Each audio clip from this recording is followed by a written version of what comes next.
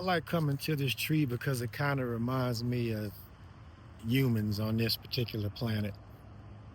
Like, if you look at a normal tree, before it spreads out, it raises up. Like, let's look at this tree over here.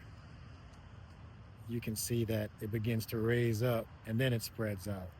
Whereas this tree doesn't raise up too much, but begins to spread out in wide directions, right? So you got this branch way over here, you got that branch way over there, and then you have that branch that's way over there.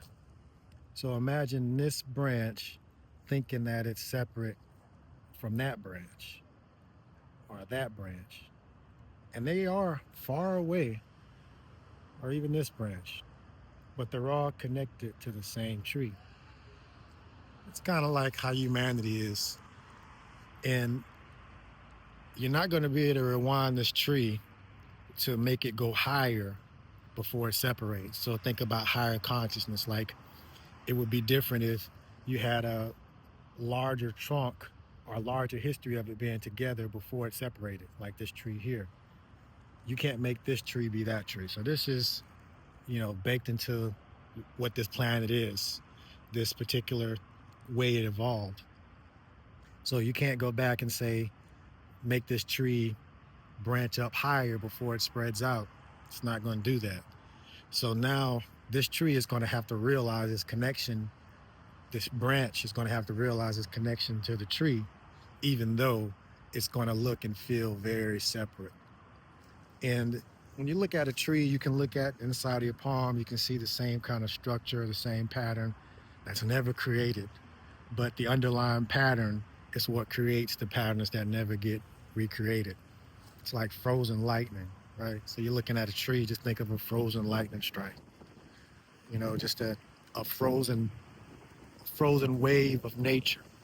That's also you. And we're all part of this natural process that creates things that are never created again. It's just amazing the amount of creativity in nature. Even looking at the leaves, no two leaves are the same, like, ever, right? Just like no two snowflakes are the same ever. But the pattern that makes snowflakes is the same pattern that creates the multiplicity. But that's why I like coming to this tree and just checking it out, because it reminds me of this planet. And I feel that my time on this planet is counting down. And when you think about it, we spend a lot more of our time not incarnated than we do incarnated. Most of us feel like life is, long or short, or however you look at it. But you're going to spend more time not being here, or, as they say, you're going to spend more time in the ground than you are on top of the ground. So while you're on top of the ground, just try to enjoy it and live and learn and evolve as much as you can.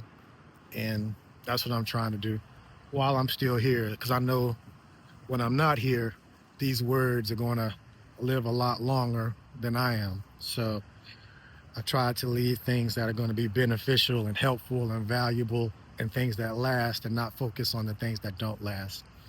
So just comparing that tree to this tree, you see this tree was able to raise up before it began to spread out. When, in this particular case, this planet doesn't have that. That doesn't mean that these branches are not connected to the same tree. They just don't have the experience of being together longer than another tree.